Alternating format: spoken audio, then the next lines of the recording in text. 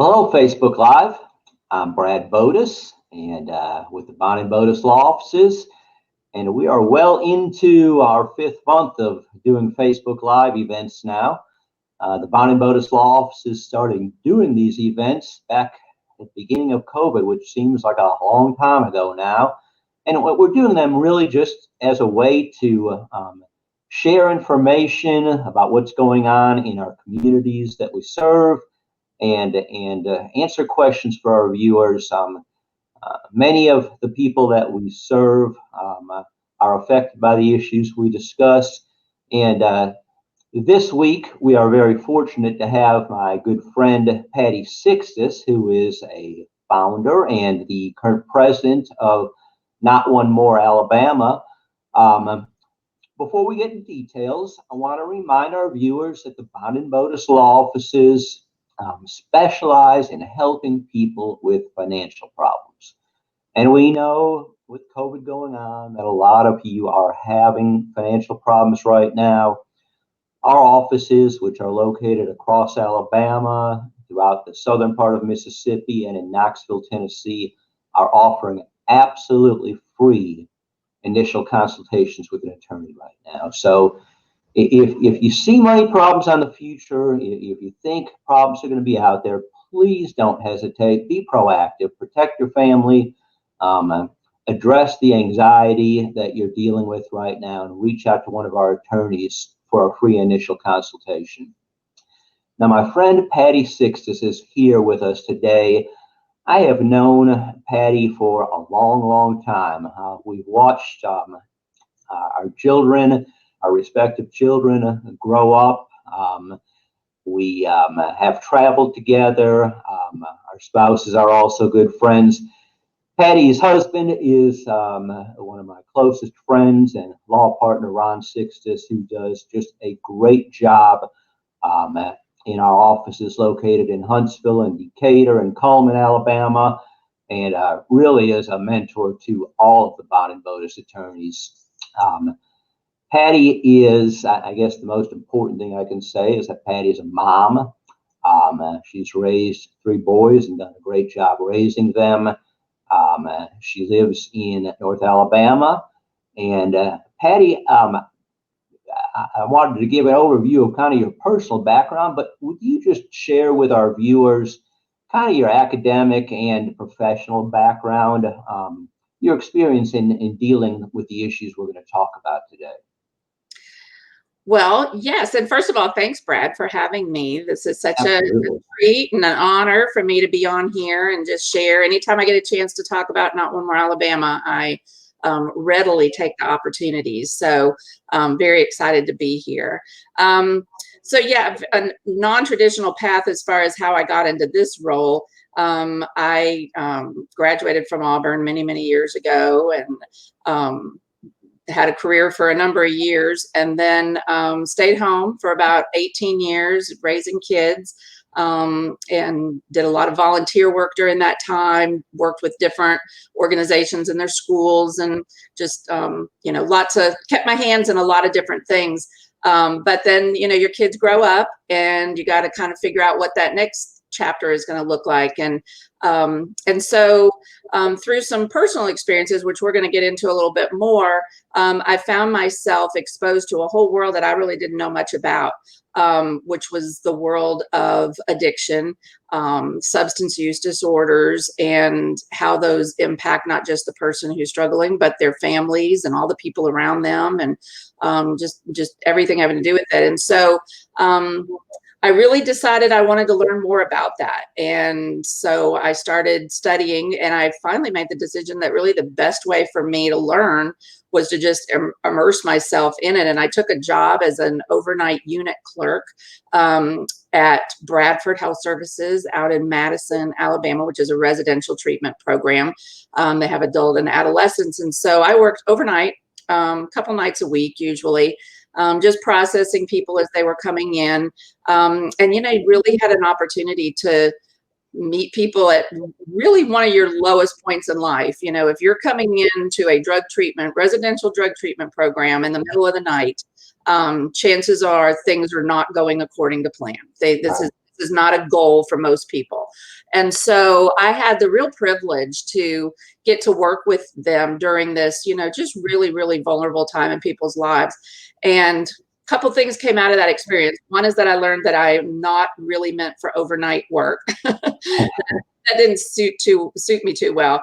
But I also learned that I had kind of found my people. Like this is where I belonged in the world. And I just really felt like I had found my calling. So over time, some other opportunities within Bradford presented themselves, and I worked in kind of a discharge planning type of role for a period of time, helping people find aftercare plans. Then I worked with a program that they have down in Opelika called the Reprieve, which is a long-term program. And I did a lot of work with their families at that point. And families is really my wheelhouse.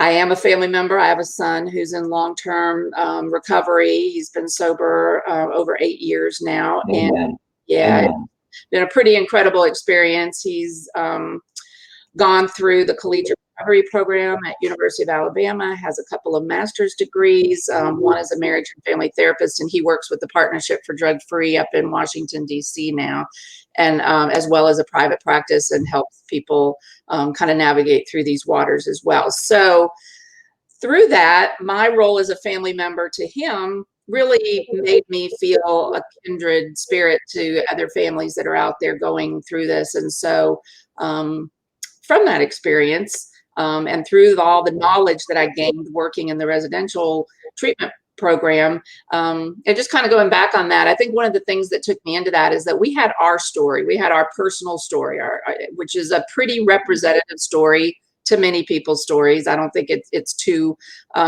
different than what a lot of people experience. But what I found is that there was a lot more out there that I didn't know. And so working in the treatment industry for a period of time really opened my eyes to so much more than just my story and just our story, and what other people are experiencing, and what are the challenges, and what are the barriers and issues that people run into. And I just got to meet so many people and have so many conversations that it was just an incredible opportunity. So so I was sitting one day with my good friend Shannon, who worked there, and we were talking about Patty, and I'm sorry, I want to interject here because I just think it's such a cool moment here. So you're a mom, as you said, you've been home raising kids for 18 years. I think a lot of moms can relate to this, and this world that you've introduced, that you've talked about. It impacted your family. It impacts so many of our families. And I just think, and I want you to tell this story, but you and another mom, you decided you're going to do something about this.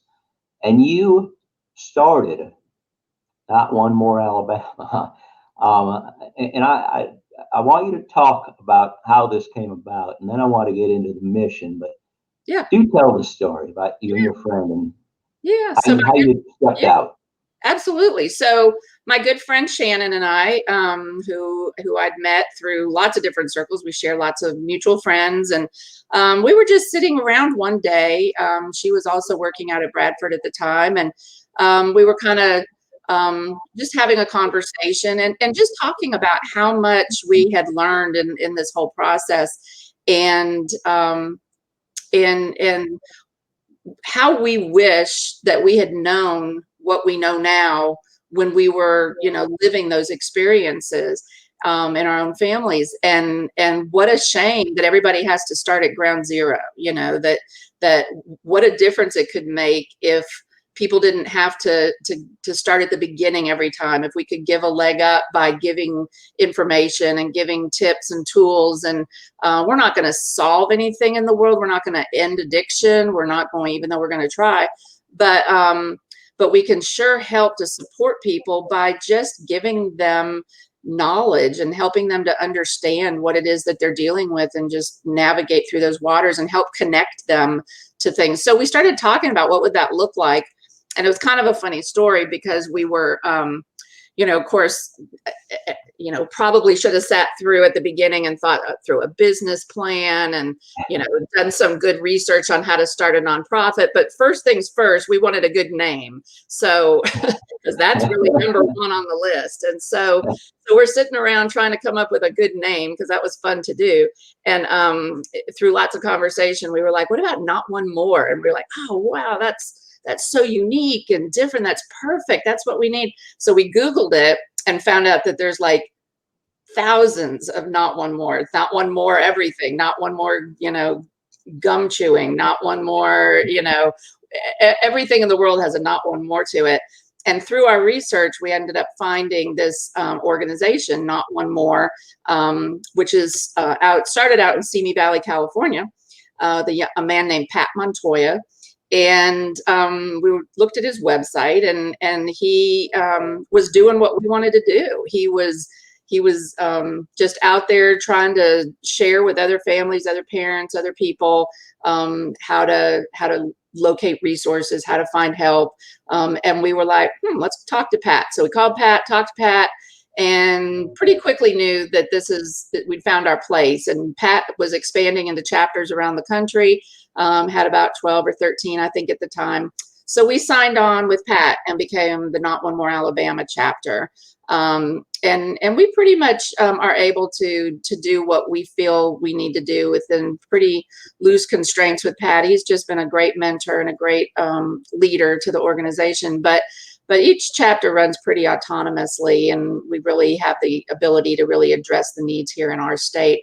So that's kind of where it came from. And then we gathered friends. I knew people, she knew people that had some life experiences or maybe professional experiences, or just people that we knew had a passion for the subject, and brought them all together in a room and said, this is what we want to do. Do you want to jump in with us? And a handful said, yes, they did. So that started our first board. That's where our first board of directors came from. And we just had some absolutely incredible people. Some are still on the board. Some have rolled off and are doing other things, but still support what we're doing with Not One More. And we've just been going ever since. So let's narrow it down here. So what is the specific mission of Not One More Alabama, and what are the I guess describe for us what's going on in our society that created a need for an organization like Not One More Alabama? Okay, so the easiest way to describe our mission is basically that we provide education, support, and hope or inspiration to people who have been impacted by addiction. So that's a pretty broad mission, and we want it to be a broad mission. And to do that, we serve basically three populations of people. We serve people who might be struggling with addiction. Maybe they're out there and they haven't found recovery yet, and they or their family members are looking for resources, looking for help to help find resources for their loved one that's struggling. So we have that population. We have people that are in recovery, families that have a loved one in recovery that want to give back, want to be connected to this initiative. And so we can celebrate those people that have found recovery and help to use their stories to help provide hope to those people that might still be out there trying to find that place. And then the third population, and then probably the one that speaks the most to my heart, is the people that have lost a loved one to an overdose or to addiction. We talk about losing a loved one. It's not always to an overdose. Addiction takes many forms, and it can be a slow, gradual death from alcoholism. It can be illnesses that come, infections, things that might happen from using drugs. It could be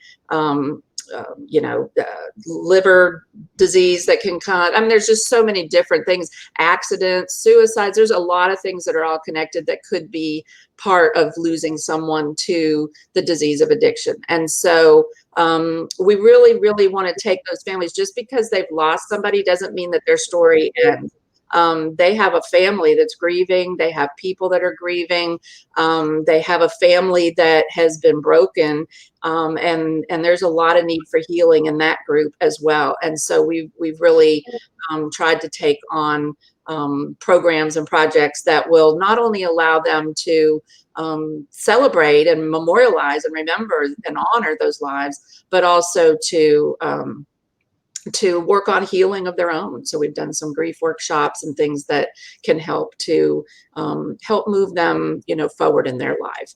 So, and the reason that we're doing all of this is, it's hard to turn on the news without hearing about the opioid epidemic and the number of overdoses. And with COVID, it's been a little bit not as central in the news because there's been other news stories that are, really big and somewhat taken precedence over that right now. But there's just a tremendous amount of loss. And I pulled up some numbers right before we did this. And so the CDC numbers of overdoses, and they have a reported number and a predicted number. And this is from February of 19 to February of 20. So the past 12 months through February. And the reported number of overdose deaths was 72,780 people. And the predicted number, which means take that number and add the ones that, maybe all the details are not in on, and just they're predicting that number will go up to about 74,100. So, and a large majority of those are from opioids, synthetic opioids, heroin, various things like that. And so, and then if you add to that, because it's not in these numbers, the deaths from alcohol and alcoholism, it's staggering numbers, and that's equally as big of an issue, if not more than it. I mean, they're equally big issues. And so, if you were to add those numbers to it, I don't have those numbers in front of me, but if you did, it would be astronomical. And that's within 1 year. So when you think of, I always say, like, think of that in the sense of 74,000 people. Like, how many people fit in Alabama Stadium? How many people fit in a standard SEC football stadium? That's like knocking out a whole stadium in one time. That's all the people in there. That's the kind of numbers you're talking about in just 12 months, in just 1 year. And those numbers are going up. So they were up. That number that I just gave represents about an 8.4% increase from the 12 months before that. So that's why we're doing this, because anecdotally, I've talked to a number of people who have lost a loved one to overdoses recently, and then the numbers, speak for themselves. Patty, it's when your kids are young and when they're growing, you just don't even think about these type issues out there. But I want viewers to know that have young children, you need to prepare them as they go off to high school, and especially if they move off to college. I don't care where they go to school, these issues are out there. I do have some specific questions I want to get into, but I want to remind our viewers that this is the Bond and Botus Law Office's Facebook Live. We're doing these events every Wednesday at 1:00 p.m. Central Standard Time. The Bond and Botus Law Offices started these up back at the onset of COVID, and we're going to continue to do them just to educate members of our community about what's going on, resources available. This is a stressful time. Our law firm really focuses on helping people with money problems. Money problems can cause a lot of stress, anxiety, problems for families, and a lot of people are having money problems right now because of a job loss, perhaps, or a business shutdown related to COVID. Please be proactive. Get help for your family. All of our offices, which are located throughout Alabama, Mississippi, and in the Knoxville area in Tennessee, are offering absolutely free initial consultations with an experienced attorney, where we'll just talk about your options and answer your questions so that you're well informed going forward. With COVID going on, we're doing these consultations, if you wish, from the safety of your own home, your own office. We'll do them by phone or video, but be proactive and get help. Last week on our Facebook Live episode, we were thrilled to have the head football coach at the University of North Alabama, my alma mater, Chris Willis. And that episode and all of our past Facebook Live episodes are available on the Bond and Bodis office's Facebook page, whether it's this episode or another that you think might be of interest to people you know. Please advise them, tell them about this video today and the information that Patty Sykstus and Not One More Alabama have to share. So to get back to today's episode, Patty, we do have some questions coming in, and I want to pose them to you and give you a chance to respond to some of these. And then I have some questions of my own also, but I think this is real important for parents, Patty. All right, so I've raised my child, my kid's done great in high school, or maybe he's off to college now. What are some of the early signs that there might be a problem, with substance disorder, use disorder, or addiction? What should we be looking for?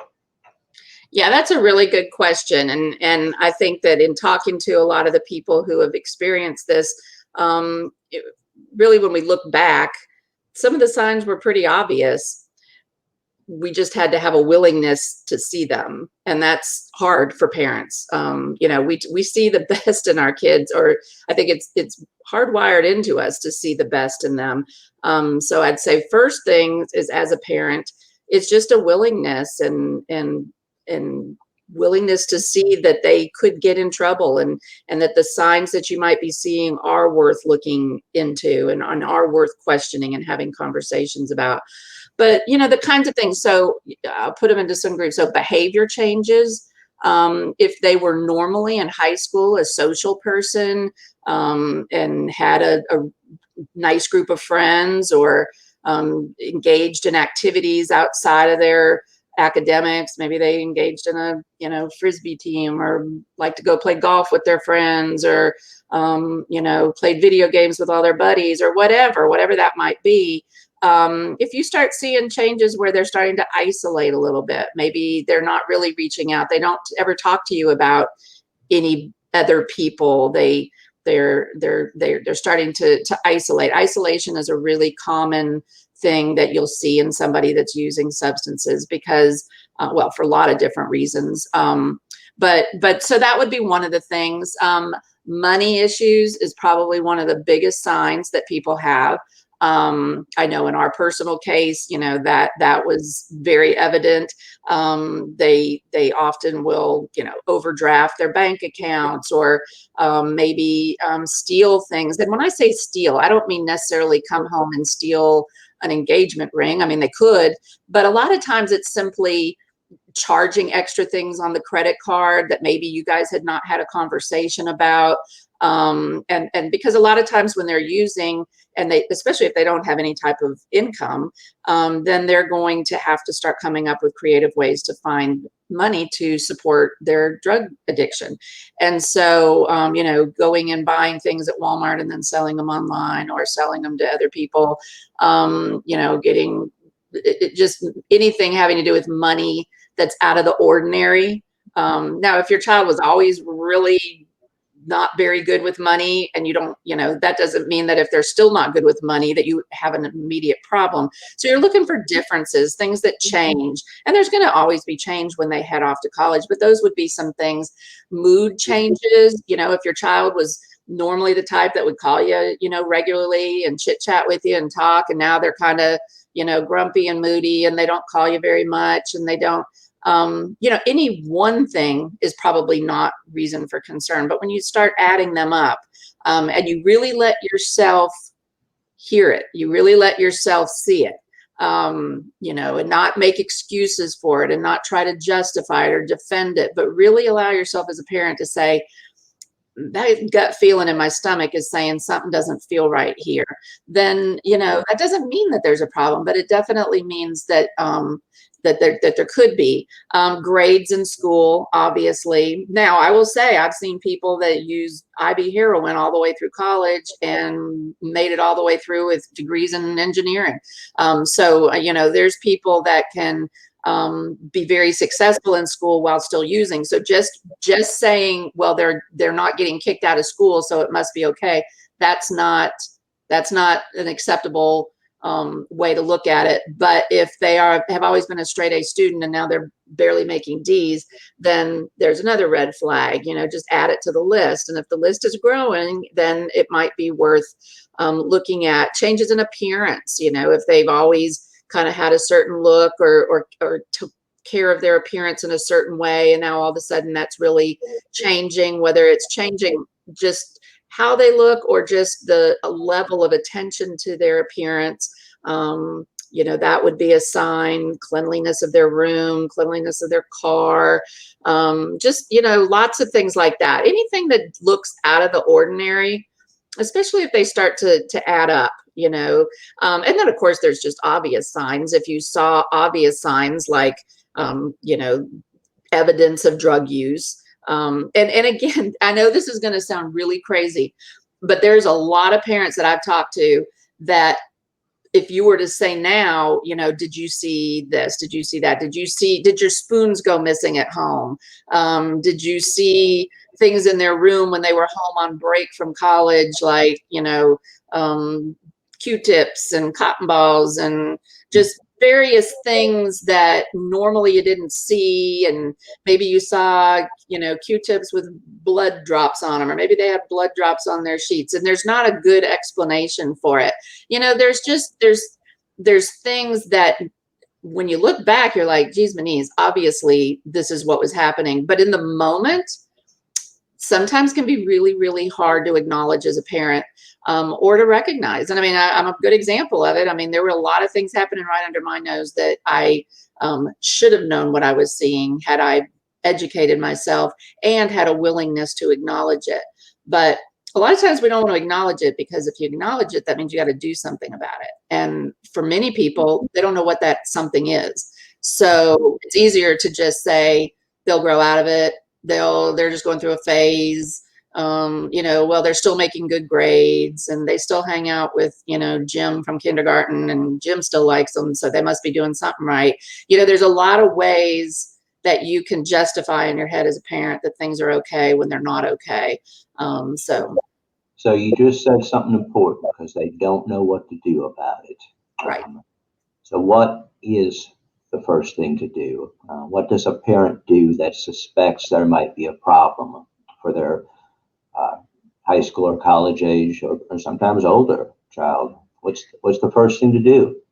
Yeah, I mean, and it's not like there's one right or wrong first thing to do. It's a process, and it's a journey of education. I mean, my biggest thing I always tell parents is you've got to educate yourself. So I always say take addiction out of the equation, because this is a brain disease. It is absolutely a disease. Their wiring of their brain is different than somebody that does not struggle with addiction.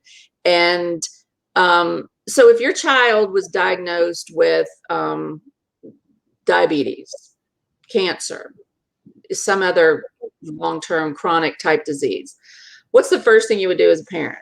You would go out there and you would educate yourself. You'd probably Google it to death until you've learned everything there is to know about that disease.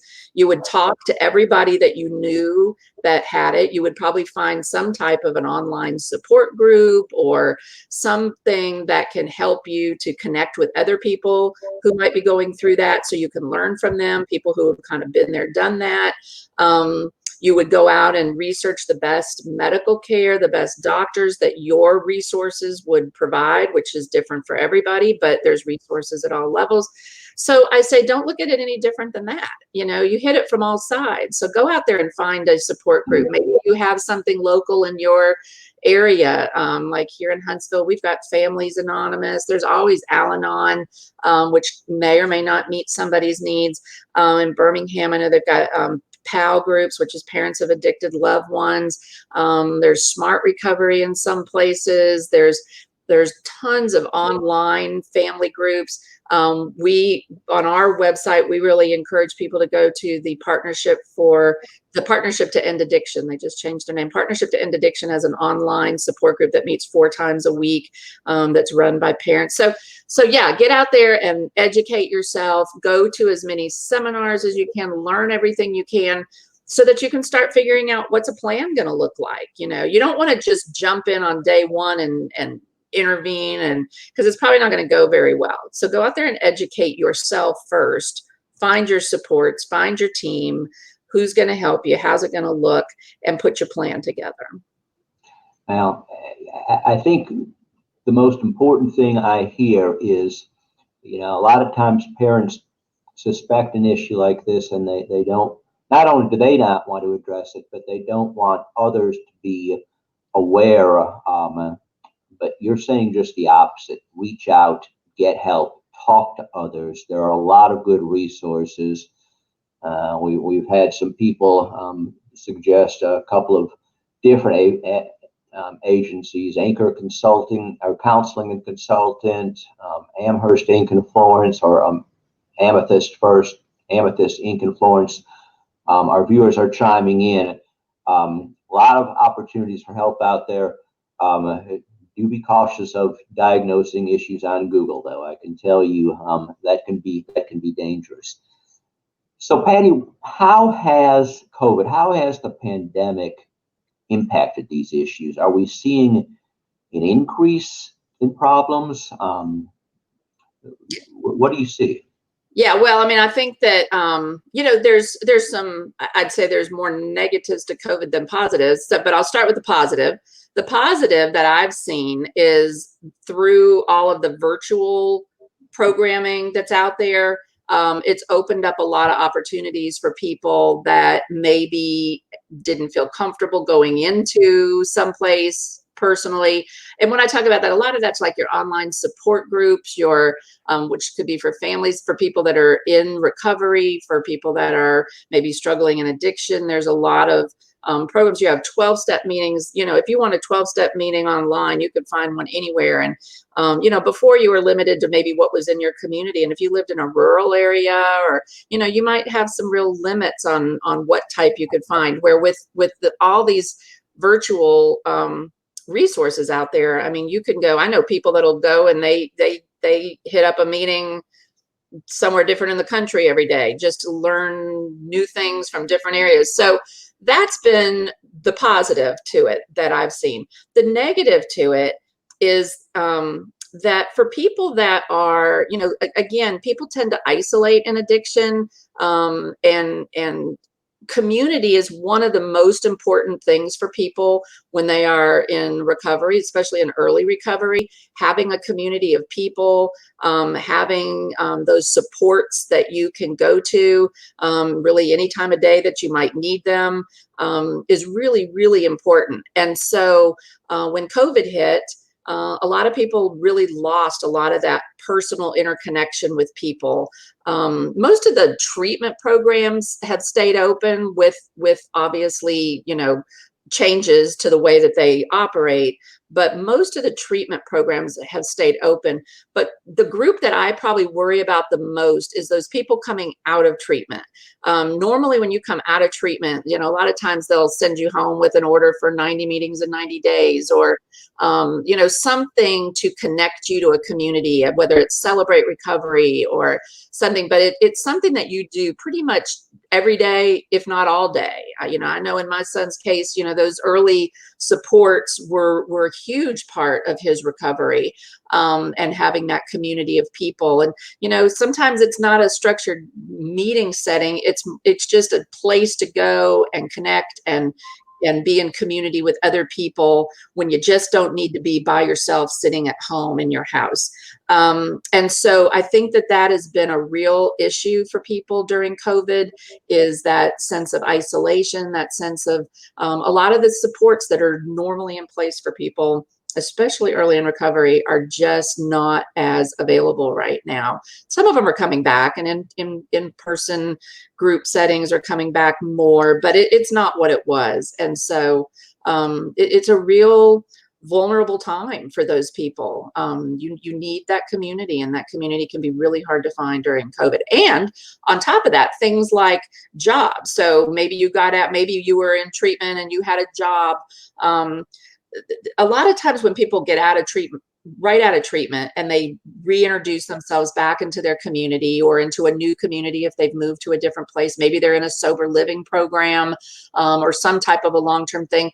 A lot of times they will take a job that's not necessarily even in their career field, if they had a career field, or it's just it's a job. It's a job to help build structure back in their life, accountability, dependability, routine.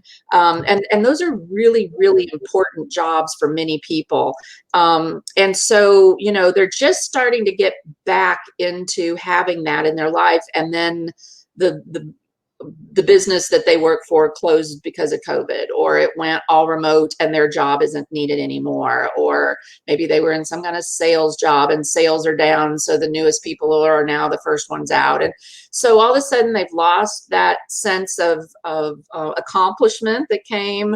They might even see it as a failure, even though it's certainly not really of their own making, but they might see it that way because they're in a vulnerable place in life. And then their financial, source, they had, their revenue that they were planning on, maybe had a plan for how they were going to start building back financial independence in their life, things like that. And that goes away. So all those things just add up and can lead to, going back. Because here's the thing, Brad, is that the substance that they use, no matter what substance it may be, addiction is addiction, whether it's an opioid or smoking pot or drinking or anything else. It's usually being used, at least early in the game, to alleviate some kind of pain. You have pain from something, and that pain could be anything. It could be a trauma in early life. It could be relationships. It could be, and then if you have a genetic predisposition, then you learn pretty early on that you can take this substance and the pain goes away. And so learning how to live a life in recovery is learning how to find things to replace that substance to address, because we're all going to have pain in life. You're not going to make it through life without pain. So you've got to come up with a way to replace that with something else. And so they're working really hard to do that. They're working hard to rebuild relationships. They're working hard to rebuild employment or school or whatever. And all of a sudden that's all gone. And so what are you going to do? Are you going to go back to that one sure thing that is going to get rid of whatever that pain might be? And that's where you're getting set up for relapse. So it's been a real problem, and that's why the numbers are going up. So the message I hear is if you're somebody out there and you're facing an addiction, or you're dealing with an addiction, or you're on the road to recovery, even during these times, know that help's available online. I know Not One More Alabama has resources available at your website. Encourage people to go to the Not One More Alabama website that's displayed on our screen now. Encourage people to reach out for help virtually. If that's what's going to help you right now, know that help is out there. And if you know or love somebody that's dealing with these issues, encourage them to look for online resources. Encourage folks to come back to this video if you know they're dealing with these type of issues, where they can learn from Patty Sykstus about her experiences and options that are available. So Patty, the opiate epidemic, any particular age groups that are particularly affected by this, or is it cover all groups? Well, opioids can affect all ages. I mean, I know I've seen people of all ages that use them, but I think that the overdoses are greater in younger people, and I think that there's a larger percentage. I didn't put those statistics in front of me, but certainly I think that it impacts younger people in greater numbers for sure. But anybody of any age, there's people using opiates out there. And opiates is a broad stroke word to encompass a lot of different drugs. And you have prescription opiates, and then you have drugs like heroin, but so you may be more inclined to see, you could have a 40, 50-year-old that goes and has knee surgery and gets prescribed Oxycontin and brings that home. And didn't know that they were predisposed. Maybe they'd never taken it before, never had that experience, and they're all, it can turn into a full-blown addiction. But most of the time, those addictions start earlier in life. They don't start later in life. They can. Just kind of depends on someone's personal life experiences and what they've had happen in their life. But most of them start earlier, and younger people tend to be the ones that are impacted. If you go and look on our website, we just recently started a memorial page on there. Most of these people, we do a participate. Huntsville has a tinsel trail at Christmas every year, where they have multiple Christmas trees that people can decorate. And so Not One More Alabama has done that for the past 3 years now. The first year we just got one of the little standard size trees, and we quickly realized with the people that came forward wanting to remember their loved one on this Christmas tree that we needed the larger size trees. So the next year we bumped up to the large one, and we've done that ever since. And we have this, it's incredible. It's really just breathtaking when you look at it. It's an angel that is made out of this tree. But last year we had 52 people on that tree. And a number of those pictures are on our memorial site on our webpage. If you look at we have the ages on there, and you'll see most of them are 20s and 30s. There's some, and here's the thing is that if you're using heroin as a young person, and if you're getting into fentanyl, if you're getting, you're either going to get out of using it, you're gonna find recovery, or you're probably going to end up in jail, or you're probably not going to make it through. I mean, those are not very conducive to living long lives and using those substances. So it's just really sad. Where something like alcohol, it is equally as devastating, but it is you can often use that substance much longer. It takes longer for the body to catch up to some of the damage that does, but again, equally as devastating. Eddie, we focus often on options available for people that are actually facing with addictions, but what are some of the toughest issues for caregivers and family members dealing with a loved one that's going through a problem like this? Wow. Okay. So there are so many. I mean, I could just sit and talk for an hour on that topic just alone. I'm a parent coach with the Partnership to End Addiction. And so I have the luxury, the privilege of getting to speak to people all over the country through a series of phone calls with them, where I get to just talk to them about all the issues. So I've had a lot of experience just talking to people, families, about, the things. And it's a huge variety. First of all, it depends on the age of the person using. There's kids out there that are using it at 13, 14, 15 years old. So those parents have a whole different set of things that are problematic and concerning and worrisome for them. And then you have a lot of family members out there that have a 35, 40-year-old that just never really launched into life because they never could leave their substances alone. And so they're not financially independent at 35. They're dependent on their family members. They might live at their parents' home. They might, or they might be couch surfing from relative to relative that'll take them in.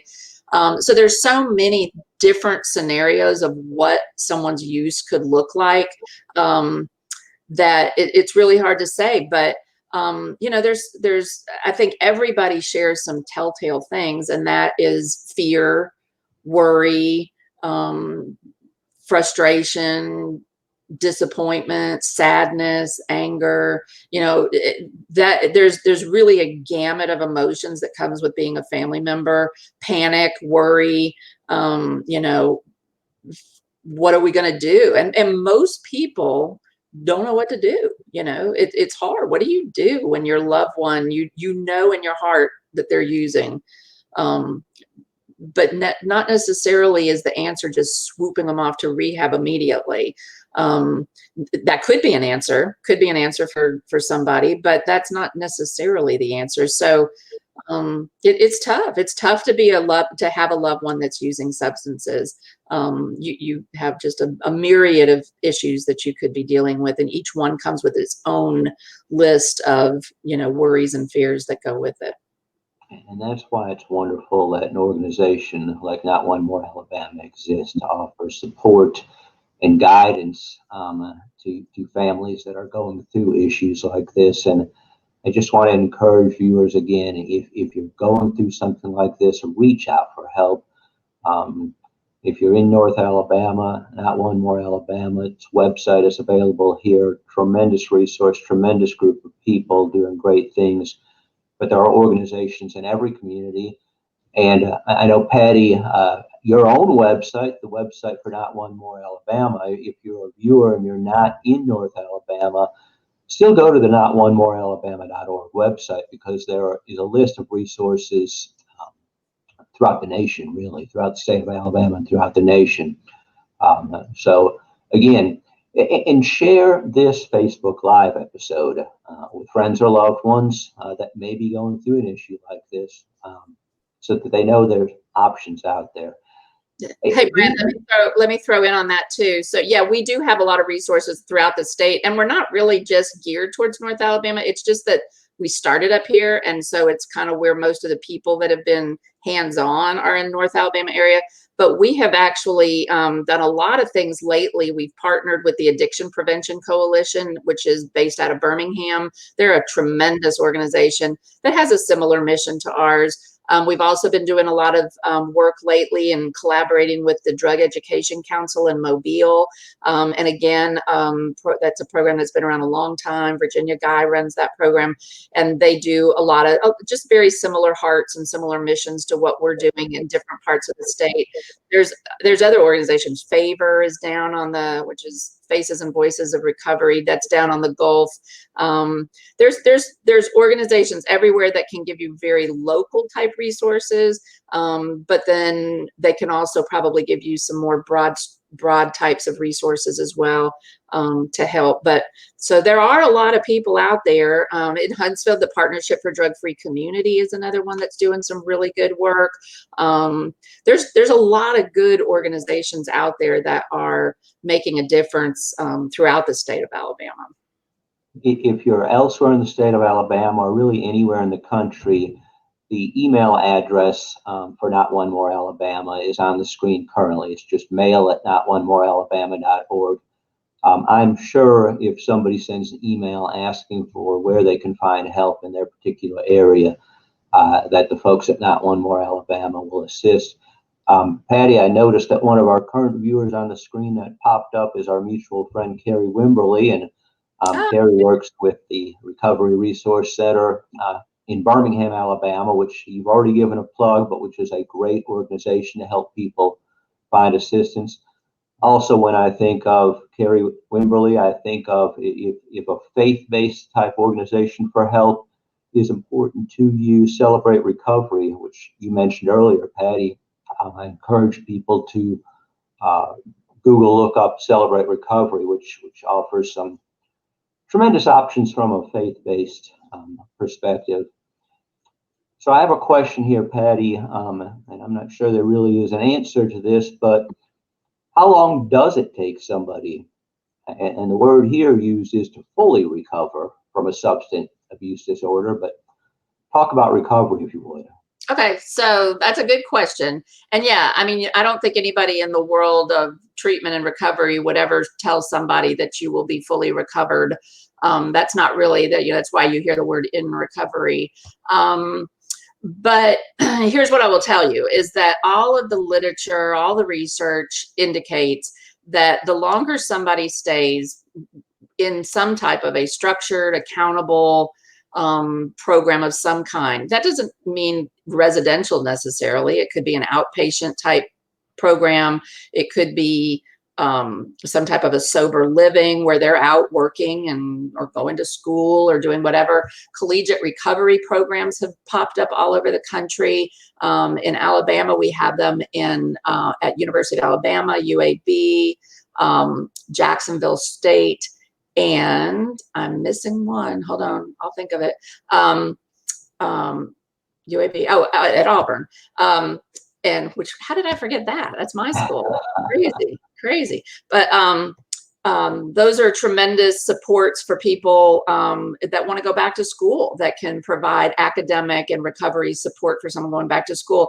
So staying connected to some type of an accountable organization. So even like a collegiate recovery program is going to have accountability built in. You have to go to a certain number of their programs during the week. You have to maybe have some type of regular drug testing, some type of accountability and structure. The longer you stay connected to something like that, your better chance you're going to have of long-term recovery. One thing I haven't really talked about too is medication-assisted treatment, and that is something that Alabama's been a little slower in embracing than some other parts of the country, and there's a lot of discussion and, dare I even say, controversy over whether somebody using medication-assisted treatment is in recovery or not. And this is not the place to debate that or decide one way or another what the label is. But the bottom line is there are amazing medications in today's world that can allow people that are struggling with opioid use disorder to learn how to live a life without the ramifications that come with using those substances. So for that person that can benefit from that, and maybe there's some people that take that the rest of their life, and there's other people that use it as a short-term tool and then they taper off and live a life of abstinence after that. There's a lot of different ways to utilize those tools so it's always, who defines what recovery is? Certainly not me. I'm not the person who would say you're in recovery or you're not in recovery. There's a lot of internal work that goes on with somebody to determine where they fit in that definition. But the bottom line is connection, staying connected to a group, whether it's a Celebrate Recovery, whether it's a 12-step fellowship, whether it's whatever your group is, or not at all. I've known groups of people that just connected together as a group of people in recovery, and they don't really affiliate with any one group, but maybe jump a little from here to there. But long-term, accountable, structured environment will give you the best chance at some type of recovery, whatever that is going to look like for you. And someone being in recovery is a beautiful thing. I'm sure you can share many stories of people that have gotten to that point. I certainly know of people, and it's just a wonderful thing when somebody is able to overcome the demons in their life that addiction can create. Patty, I am personally very inspired by what you and the other folks with Not One More Alabama have done. It's so moving for me when I see people that have faced issues within their own circle and they go out to make a difference and to do something to help other people. If you are in the Huntsville community, or if you're outside the Huntsville community, and you want to support the mission of Not One More Alabama, I encourage you to go to their website and make a financial or other contribution. And Patty, are y'all looking for volunteers? Do you need volunteers at Not One More Alabama? We can always use volunteers. In all candor, right now with COVID, we have not had as many live events, the type of things that we would utilize large groups. Like we normally have the End Heroin Huntsville Walk, which we piggybacked off of the Addiction Prevention Coalition that did the End Heroin Birmingham Walk, and they kind of guided us through the first year of that. Those kinds of big events were great opportunities to bring in lots of volunteers and get lots of people involved, along with other types of things. But because of COVID, we couldn't do that this year. So we probably don't have as great of a need right now for that type of volunteer. But if you just want to get involved, I mean, we'll find a way to get you involved. So fill out our volunteer form on our website, and we'll call you and we'll talk and see what your skill set is, and see if there's something that we have a need for that we can help to utilize those types of things. And we do have a few other things coming up that I did just want to mention real quick. So because we can't do the walk, we're replacing it this year. And, you know, pray for us because we have no idea how to do this, but we are hosting a scavenger hunt. We're calling it the Hunt for Hope, Huntsville Hunt for Hope. And it's going to be November 6th and 7th. And we're using an app. And so teams can sign up. We're about to be launching all the information. So just keep an eye out on our Facebook and our website. But it'll be an opportunity for people to go around and learn about some of the recovery related resources, visit sponsors that sponsor our organization, as well as just some fun stops around the city to help just make it a fun event. But we tried to come up with an alternative that doesn't involve a large crowd gathering in one place, yet still allows people to learn about some of the resources out there and helps us to raise a little bit of money as we do it. So that'll be something fun coming up. We have an Ask Me Anything, which we do a series called Ask Me Anything, which is where we get a panel of people who have kind of been there, done that. And people can just, we do it on Zoom, and people can just reach out, ask questions, and learn from these people that have lived experiences. So we're doing a woman's perspective, women's perspective. So these are women that know about recovery, or know about addiction, know about treatment, know about recovery. And so we'll be doing that on September 29th. That's next Tuesday at 3:00. So just go to our website for more information about that. And then one of my, like I said, my heart is with the people who have lost their loved ones. And last year in October, we were able to host just a really, really life-changing event that was a weekend grief retreat workshop that we held at the Vision Ministry down in Huntsville, which is a beautiful facility. And it was really, really a game-changing experience for a number of these people that had lost a loved one to addiction. This year we had planned to do that. We were partnering with the Addiction Prevention Coalition to do that. However, we've had to change it. This year we're just going to do a 3-hour virtual program on October 10th. And it's a small nominal fee. And if somebody can't pay that, we will scholarship them. We never want finances to be a stopping point. But we have 2 amazing speakers that are therapists that are trained specifically in grief therapy. Shout out to one of them, who's my son. And then the other one is Maggie Banger, who's in Birmingham. A lot of people know her. She's incredible. And they will be together hosting this 3-hour grief and loss from addiction workshop. And it's not just for people who have lost loved ones to an overdose or who have actually lost a person in their life, but it's people who have lost maybe who that person was. Addiction can change people, and you can lose hopes and dreams. You can lose relationships. You can lose jobs. There's so many losses associated with addiction. So this is just a 3-hour opportunity for people to learn how to work through that. So all of that's on our website, and they can go and check that out. Patty, I want to be respectful of your time. We've been going for just about an hour here. I want to thank you for participating today and sharing what you have. I think you provided a great resource for people out there that are dealing with addiction, either within their own lives or within their families or amongst loved ones. And I encourage our viewers, there are a lot of people out there dealing with these type issues.